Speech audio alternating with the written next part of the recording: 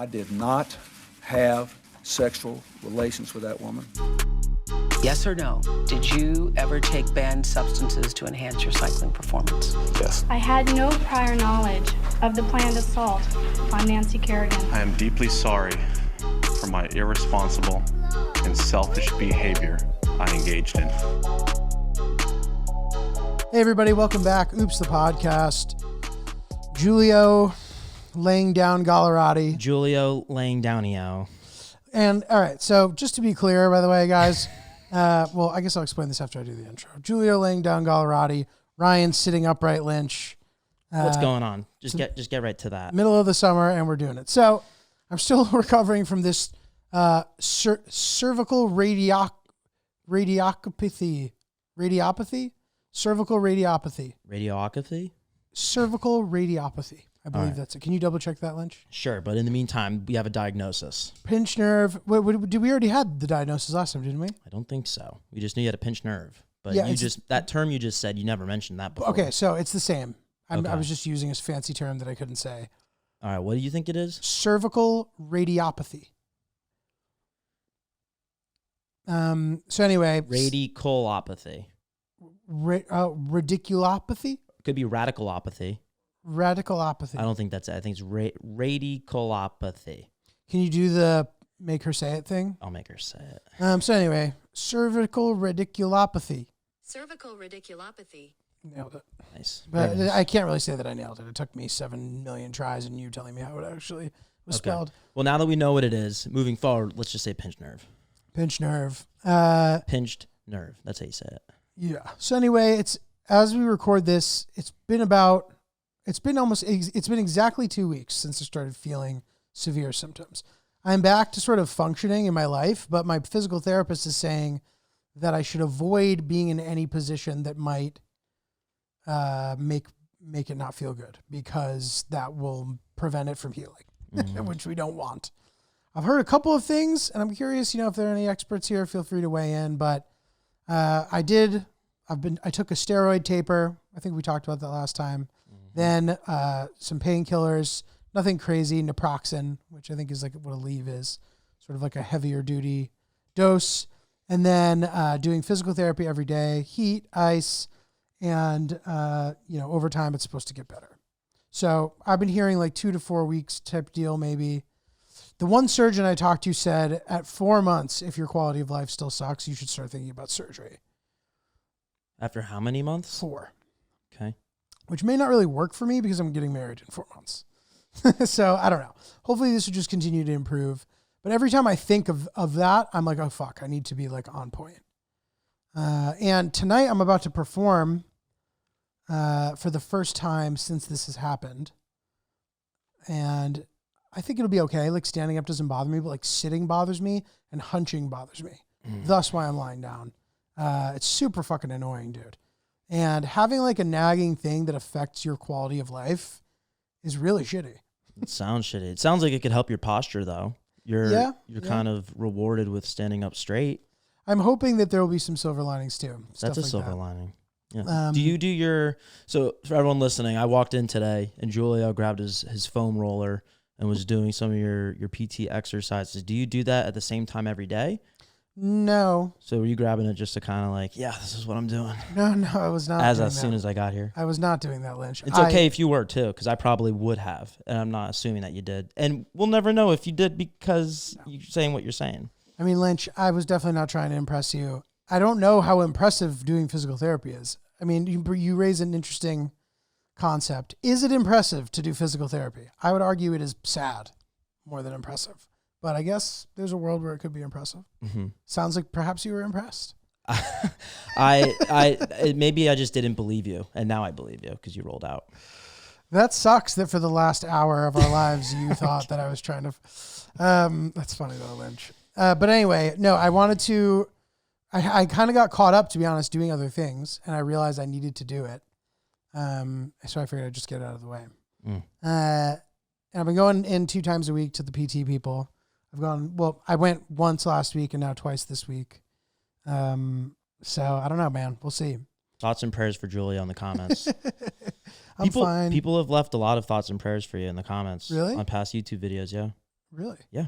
I thought we hadn't talked about this before last week. I think in other things discussed in the past. Other bad things that happened to me. Everyone's thinking about you. Thank you, man. Everyone's thinking about you. I appreciate it. Can you help me out with determining the best way to go about a situation? Yes. All right. So what should my friend have done in this situation? So my buddy was working one night and kind of up in the air, a potential hanky pank with a former hanky pank partner. Okay. And she reached out and she was like, "Can I come over?" And he was like, "Yes." A few hours later, he said, "Actually, I'm working a lot. I'm editing a video. Maybe we should do this another night." She insisted, "No, I need the hanky pank." He said, "Okay, come through." Now she drives a car. My friend lives just he lives in New Jersey. And where he lives, you need a parking pass to park on the street. She ends up knocking on his door. They do their hanky pank. She sleeps over. They get up early in the morning. He goes to walk her out. And after a few minutes, she calls him and she's like, "I can't find my fucking car." And so he comes outside and he's like, "Well, where did you park the car?" And she said, "I parked it in the Dunkin' Donuts parking lot." And so they towed it. So now he is going on this witch hunt to find the sign in the parking lot for the towing company. He drives her to the venue, or he drives her to wherever they took the car. And now she owes $400 to get her car out. Is my friend responsible / should he help out in any way paying for that? So he brought her to the place, right? She drove to his place. No, but he brought her to the tow place. Yeah. Okay, so he's helped her. Yeah, I think that he should split it with her. Obviously, it's her fault. Down the middle? Yeah. Obviously, it's her fault, but I think it was like it's a gentlemanly thing to do. She like made his life easy. She came over. She, was willing to figure it out. She probably texted him, "Where should I park?" He probably didn't see it. Maybe she didn't. But they've done it before. You know what I mean? She should maybe know about it. Maybe she not. I don't know. What I just said doesn't matter. But I think that it's the nice thing to do. It is the nice thing to do. I personally think if she parked on the street and if she parked on the street where you need a parking pass and she got a ticket, I think then, yeah, you help out because there was no place to park. But under no circumstances is it a good idea to park in a shopping center parking lot overnight. I feel like everybody knows that you should not park there. Yeah. And in that case, and for that reason, I don't think that he should split it. I think he should help out. It's $400, maybe throw her $100. I don't think he needs to burden $200 because she chose to park at the empty Dunkin' Donuts parking lot. Everyone should know that. Okay, but that's a very hard line stance with a person who you have like a romantic thing with, dude. That's my only thought. So while you're not wrong, she was stupid to do that. She should have known better. Is it his problem? No. But let's think about how that looks in person. Oh, okay, I'll bring you to the tow yard. Oh, it's going to be $400. Oh my God, $400? Ugh. Yeah, wow, it's a lot. If she just sits there and pays after that like awkward moment, like that kind of sucks. You just look cheap. And if you sit there and you're like, look, if you had parked on the street, technically I would, that's not as stupid, but if you parked in the Dunkin' Donuts parking lot, everybody knows that you can't park in a private parking lot. You deserve to be towed. No offense. If I was the tow truck, I would have towed you too. So I'm not paying. You're never getting laid again. You're never hooking up with that girl again. And you just seem like a fucking douche. I know it's douchey, but just like I don't think that should be rewarded with a half slap on the wrist. So this is a good discussion because I don't know that, I don't think I'm right. I just am saying like, there's something nice about being a gentleman. Mm-hmm. Now people will be like, oh, women want this and that. And then you're also expected to be a gentleman. Maybe not. Do whatever you want out there. In this situation, having the right or having some sort of factual foundation to stand on that you believe means that you're right and that you're not entitled to paying, it's very sort of like too pragmatic. It's like soulless. The girl made a stupid mistake. to come over and fucking receive. She made it easy for you. You know, be a gent. Let me give you some more information. There's no intention on dating. This is strictly a hanky pank relationship. So that makes it a little different. It's less romantic. They're not dating, and so I also feel like that's where things kind of fall under the platonic bucket. If I were to visit him and park overnight in the Dunkin' Donuts parking lot, I don't know if he'd split it with me, and he's one of my best friends. So wait, what you're talking about now yourself? Or If I were the girl, because they're not dating. I feel like that's a little different than just hooking up. No, and then next to hooking up is like friends. And so Agreed. I would be in the friend bucket, and I don't think he would split it with me. So look, this is how this can theoretically go, because that's a good point. To me, anybody who allows you to execute the hanky pank needs to be treated sacredly. I believe that. Pull from the hanky pank bank. The hanky pank bank. You need to be, that person is special forever. They might not be as special as your wife, of course, or as special as a person you dated for 3 months, but it's special. You did a special thing together. And because of that, I think you have now entered into a partnership, at least while you're spending time together. So you've executed the hanky pank. The hanky pank is now over. To me, you still have an obligation to be a gentleman. To be a gentleman. And that's just what I believe. That I have no sort of, tighten this because I'm thinking of the right word. There's no sort of like quantitative measurement as to why you need to behave that way. That's just what I think. So now this is what could happen in this scenario. You get there, it's $400. You're like, oh no. You then say, Yeah, you're like, oh no. and you're like, yeah, right. She goes, oh my God. And you go, Jesus, $400. And then you go, look, I'll split it with you. I feel like that's fair, right? How about I split it with you? She might think, oh no. If he splits it with me, he might be annoyed because I was stupid. This was actually my mistake. I was stupid and I fucked up. So she could be like, hey, look, I'm an idiot. I should have known better. I realize now how insane it was to park in that Dunkin' Donuts parking lot. I should have kept looking. I should have called you more. I didn't want to bug you. You said you were working. And instead, like, here we are. Like, let me pay for this. I got it. That is a scenario that could unfold. In which you could open it and say, okay, well, let me throw you at least $100.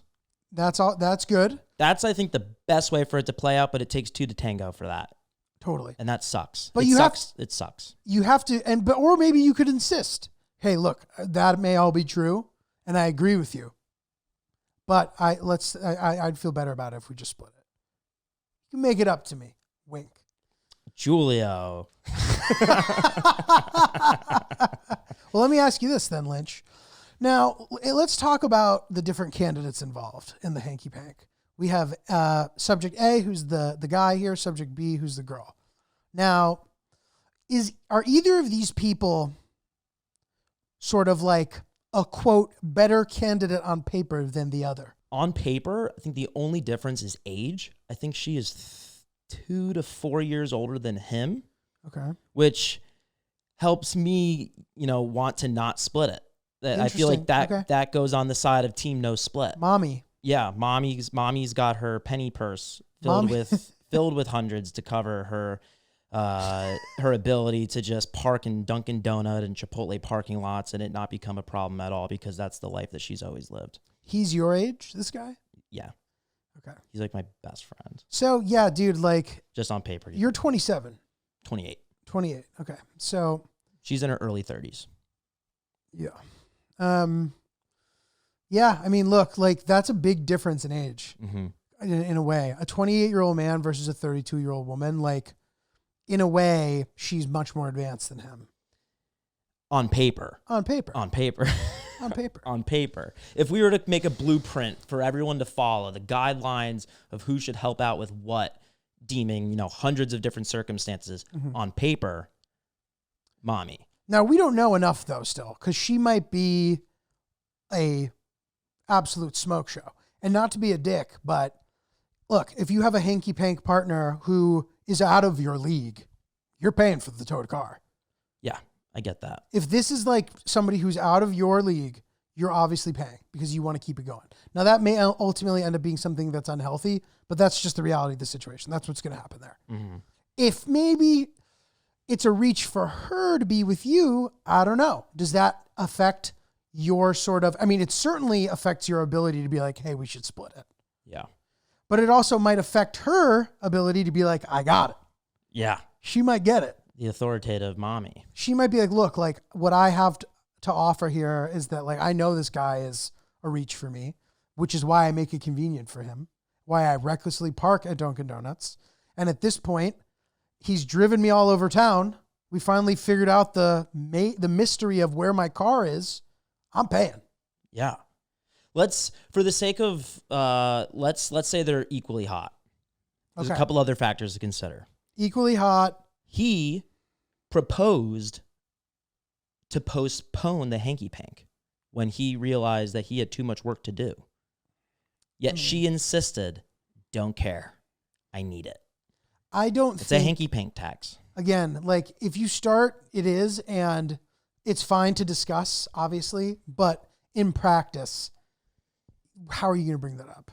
She's You like, wanted it more than me. well, it takes two to tango. Okay, well, one tango participant was way more eager, and the other would have been fine not tangoing, but he decided to make you happy by participating in the tango. Therefore, you know what I mean? Yeah.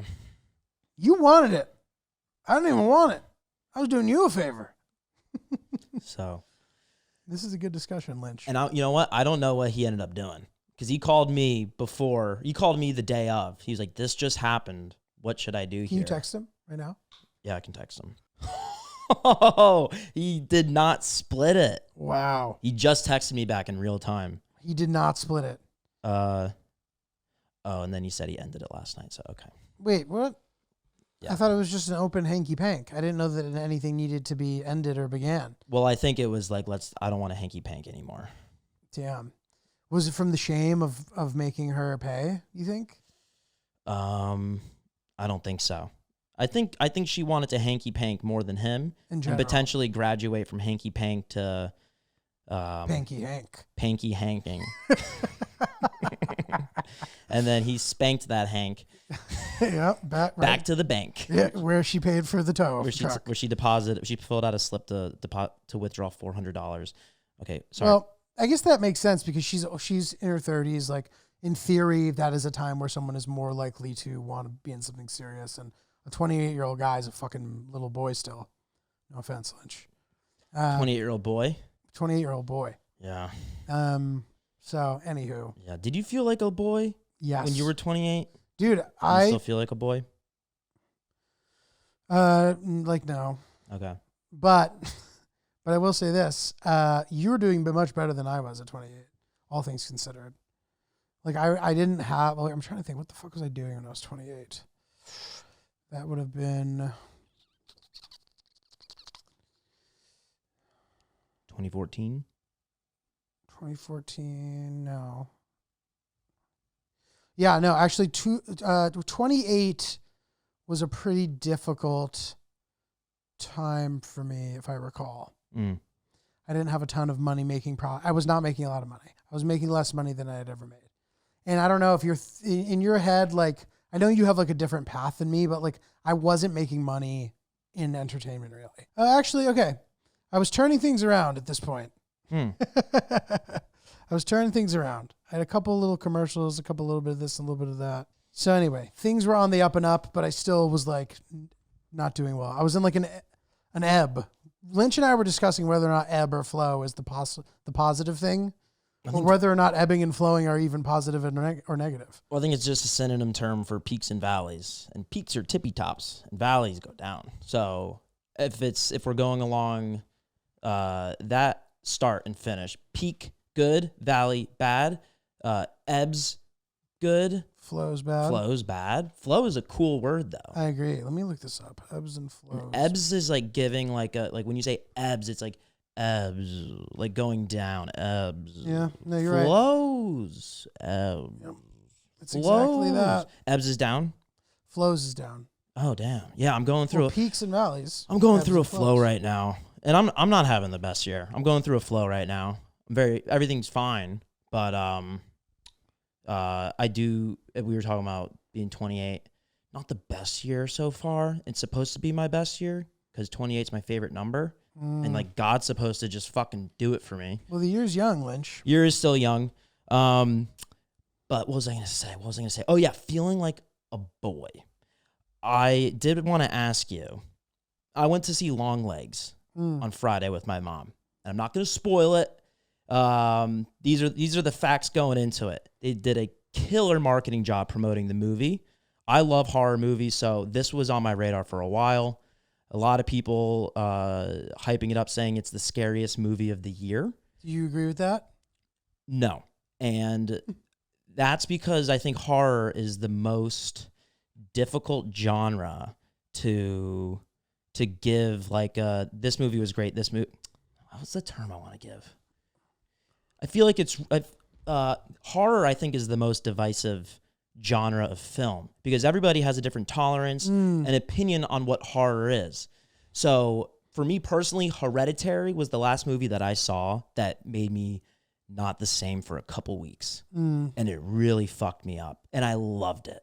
And ever since seeing that movie, I've been searching for the next high in movies to feel what Chasing I the felt Dragon. back in 2018 when I saw Hereditary. And nothing has quite gotten there. And I don't know if it's because I'm hyping up movies in my head as I'm walking into the theater or if they're just nothing's going to surpass Ari Aster's first movie.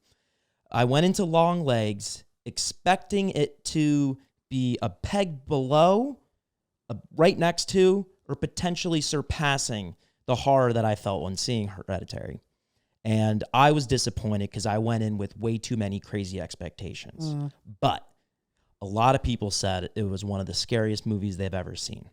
And so I think the reason why I bring this up, and I was thinking of this when we were talking about being little boys, because in order for a movie to really scare me, there needs to be children being attacked or suffering.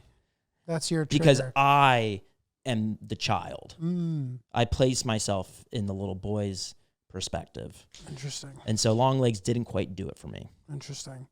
Well, it's an interesting point, though, about the sort of tolerance for horror or whatever, because the scariest thing might be so scary that literally nobody wants to watch it. And, like, what good is that? You know what I mean? But there's a way that a movie can be really scary, but also really good, and it not be that scary, ultimately. Like, Barbarian is an example to me of a movie where, like, I wasn't scared after I watched it, but I was scared while I was watching it, and I really enjoyed it. You know what I mean? But, like, again, what are you looking for out of your horror movie? Are you looking to be freaked out for 3 weeks? I think that there's a world where the movie that I was freaked out by for 3 weeks and the movie that I wasn't are equally good to me. But I also get wanting to be scared, which is sort of like, you know, you want the thrill of being scared. I want it like a drug I can't take or I'll be addicted to it. Like, I need it. I need the thrill. I went into Hereditary not knowing anything about it. I didn't even know the movie existed. I got home from work one day. My mom was in the garage pulling out the car with my sister. And they're like, hey, you want to hop in? We're going to the movies right now. Oh, nice. And I was like, sure. I'm like, what are you seeing? They're like, I don't know, something scary. Your mom likes horror movies? I took her to see Long Legs. I know that, but she likes them in general? Yeah, she likes horror movies. My sister, my mom, and I, that's kind of what we did together. That's cool. But I hopped in the car with them. I knew nothing about it. And Tawny Collette wrecked my world. Have you seen Hereditary? I highly recommend it. Yeah, she's good. You also know, it's funny, you like, it's not always exclusively true, but like when a horror movie has like a sort of like A-list actor in it, you know it's going to be good a lot of the time. I'd definitely be more inclined to see it. Because it just wasn't always a thing. Like horror's like become a pretty popular genre. And I think it's because of that. Like because there's this like thrill to seeing it, people still go to see them. Whereas like other movies, it's like there's less of a thrill from a comedy as you get from a horror movie. So maybe that's why. And also they can be cheap to make because a lot of the time you don't need to attach A-list talent because people are going to be scared not to see J-Lo. Yeah, we were talking about that a few weeks ago. Yeah, which is true. But like, you ever see Dark Water? No. That's a good one. Jennifer Connelly's in that. Like, I don't know. Anytime I'm like, oh shit, like, or even the one with, what's her name? Florence Pugh. Midsummer? Yeah. I'm like, oh, that movie's going to be sick. Yeah, well, I think for me personally, that was the first time I ever saw Florence Pugh. Okay. I think that's kind of when she really hit her stride too, 2019. Didn't she have like stuff before that? I don't remember. I don't know. Me personally, I saw her career explode after that movie. That movie did fuck me up. And then I went into Beau is Afraid with these crazy expectations because Ari Aster has become like, might as well just tattoo his name on my forehead. I'll watch whatever he makes after seeing Hereditary and Midsommar. I was disappointed because I went in with too high of expectations. You didn't like it? I liked it, but it was just too much. It was too much. All right, we can move on. I feel like. But that happens. Like when the big bad director gets to do whatever he wants, usually he loses perspective. I'm glad he got to do it with this next movie with Emma Stone and Pablo Pascal. Is that his name? Guy from Pedro Pascal. Button it up. Come on. Give us what we want. Wait, what do you mean? Oh, you mean like in the movie? Get back to Hereditary Scary. Make me not want to sleep and make me feel weird about my family. Get back to your roots, pal. This episode of Oops the Podcast is brought to you by Betterhelp. Yeah, if you guys are looking to get into a solid therapy routine, BetterHelp really could be the solution. It's completely remote, which makes it so easy, so convenient. Do it right from your computer. You have a breadth of different therapists to choose from with different expertises. Without a doubt, somebody who can help you with what you think you need help with. And you'd also be amazed at what you'll find out you needed some assistance with that you had no idea you needed assistance with, which I find to be an interesting thing. Also, I just think it's like a pretty solid routine for a person to get into, to be in touch with what's going on in their life, with some of the patterns and maybe some things that you aren't seeing. It's a really good checks and balances method, in my opinion, to just help you be the happiest, most efficient version of yourself, whatever that looks like for you. I was pretty impressed by how straightforward BetterHelp's process is for getting matched up with a therapist. You answer a pretty short questionnaire. It gets into some pretty good gritty detail, and it helps narrow down the type of expertise that you might need, if you need anything very specific or not, or whatever. And if it ever doesn't work out with a therapist, it's very, very easy to pick somebody new. For some reason, having that keyboard in between you and the person makes that much easier. There's something weird about, like, quote, breaking up with your therapist. It's less weird when it's digital. For some reason, I really feel that way. That's my personal take on it. I've changed mine a couple times, and it was super duper easy. If you're looking to get some therapy action, or if you're looking to kind of mix up your existing routine or find something more efficient, BetterHelp could be the move. Never skip therapy day with BetterHelp. Visit betterhelp.com/oops today to get 10% off your first month. That's BetterHelp, HELP.com/oops. Once a day, can't help but thinking that, like, what if this nagging problem is affecting me around the time of my wedding? Did you ask that question? No, because everybody sort of thinks that it's not going to be a problem.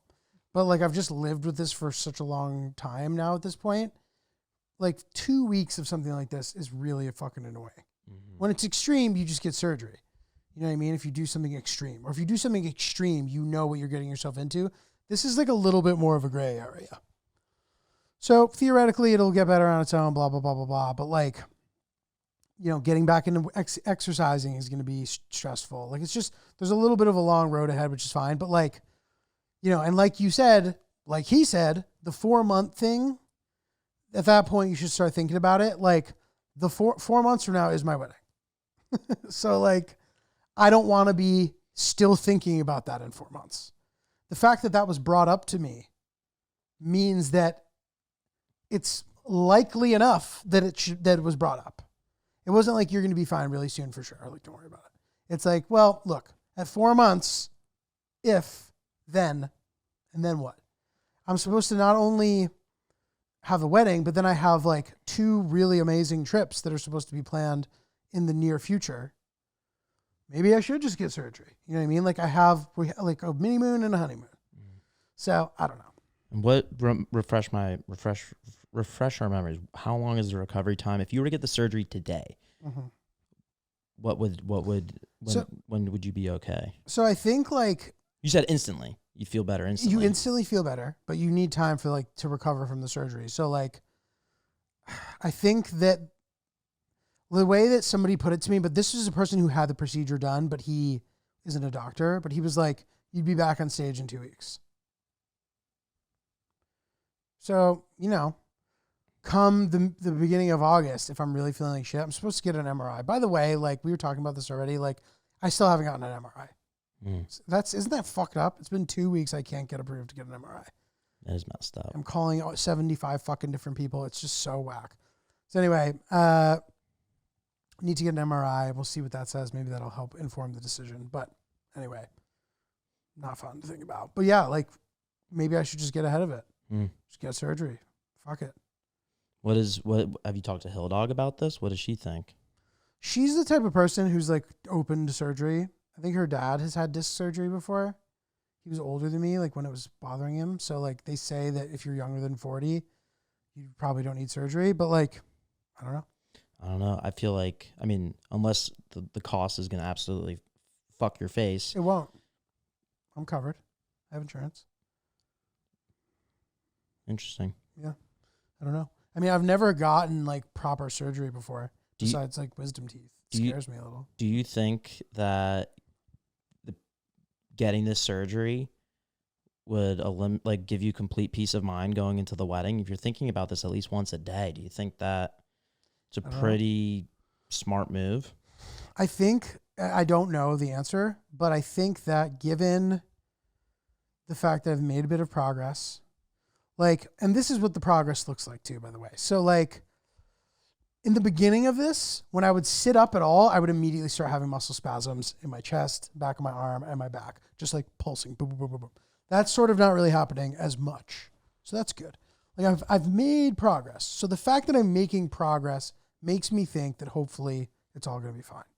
But I don't know, to your point. So like, this is what I'm thinking. Okay, so I have a show in LA and I'm supposed to be in LA till the 5th of August. After that, until sort of the end of August, I don't really have plans. So theoretically, if I needed to get surgery and recover from it, that would be a good time. Because then there's like wedding stuff that starts happening in September. And then I have a gig in Florida in September, which you should all come to, by the way, 20th and 21st, St. Pete, Florida. Like it's sounding like I won't be working much, so I might need the money. So please come out. But that seems like a pretty good gap to try to pull something like that off. Well, okay, fuck. I have a wedding the 10th and the weekend of the 10th. But then even after that, say I were to go under the knife the 14th, I'd be good. I don't know. So it's not, I have enough time to think about it, it sounds like. So this is helpful, Lynch. Thank you. Good. I don't like seeing you in pain. I can see you don't like that you have to lie down. I don't like it at all. It's pathetic. Even though I don't mind staring at your crotch all day. Oh, thanks, Lynch. Got a great view. I have my legs wide open for him too. Well, dude, so we're trying to plan a honeymoon. What a like interesting thing. I don't really. So we're using it. We're going to try to use a travel agent because it just seems easier, and it seems like a treat to use a travel agent. I've heard only good things about it. Yeah, and you know, some travel agents charge kind of like a little fee, others don't, and they sort of like get kicked back from the places that they plan for you. But you know, I'm curious about how that whole process is going to look, and if it's going to just be artificially more expensive or not. So that might be difficult to stomach, but I just don't really know. I think being hands off is you're gonna have so many things on your plate. I think it's worth it. Yeah, just to let that be taken care of. Because imagine the stress of wedding planning and honeymoon planning. I feel like there's equally as many things to check off of a list for both of those things. To have one of them completely taken care of. Yeah, it's nice. Peace of mind. But what about this? Okay, so I've been looking around some of the pricing for some of the things we want to do, and I have an idea of what it might cost during our specific dates too. At some of the best places in these areas we're looking at. We're emailing with a travel agent, and she's like, "Oh, it's looking like the low end of what you want to do is 2x what you're looking at." And we have a call coming up with her, so like at the end of the day, it might end up there might be some sort of reasoning as to why, but I'm like, in my head, I'm like, I just looked on the site. Wait, it's going to cost double what you want to pay? No. What does 2x mean? So twice as much as what I'm seeing it cost online. Gotcha. So maybe it means that she's like looking at the honeymoon suite or something. Well, we're going to have to talk to her and figure it out. But we're also learning that we need to plan it soon if we want to have the best options, is what we're being told. So adds a little bit of stress. What do you think about this? So we have, say it's Tuesday right now, which I think it literally is. We have a call with this person on Friday because me and Hill Dog's schedules just don't line up at all until then. And we both want to be on the phone with her. She's like, you better do the XYZ by this time, or you might not have as good as options. Okay, of options. Okay, great, got it. is it worth it to try to have another convo with another travel agent in the meantime? If we can figure out a time that works for both of us. A second opinion. Yeah. Yeah. Especially, I mean, I'm sure she's going to give you reasons why it's 2X. Maybe that there's restaurant reservations and prepaid courses baked into it. Totally. Your people are not willy-nilly blindly just paying her double because she's doing it. Right. They've done the same thing that you probably have already done. Right. There's probably a reason for that. But it'd be good to know if someone else could do it for cheaper. Totally. If you can talk to someone sooner, then you have some negotiation power. Yeah, and to be honest, like, dude, I'd be fine with planning it myself. Like, I've planned very complicated trips, as you all know, listening, as part of my job. Like some of these crazy international trips we've taken, but I don't want to take the risk that I fuck something up, and it turns into a "see, I told you" on our honeymoon. I don't want to deal with that. Mm-hmm. God forbid that one thing goes wrong, no matter what it is. Suddenly, I should have just used the travel agent. Always have a scapegoat. I'm cheap. I ruined our honeymoon. She's not going to say that. I You know. always but have a scapegoat. She won't say it, but she'll think it. Like sometimes she'll catch me calling the wait and save Uber, and she gets mad. Really? Yes. That's embarrassing. And I'll try to be like, I don't know where it is. Like, and she looks and she's like, you did the fucking wait and save. So anyway, I guess we'll see. All right, guys. Anyway, Oops Podcast, Gallerati and Lynch, Dog Days of Summer. We're doing it. Come see me at the Ice House in Pasadena on the 3rd of August. And St. Pete, Coastal Creative, 20th and 21st of September. Lynch, what's going on with you? Ron is really polite. You'll see every update there. Appreciate you guys. Thank you. Bye-bye.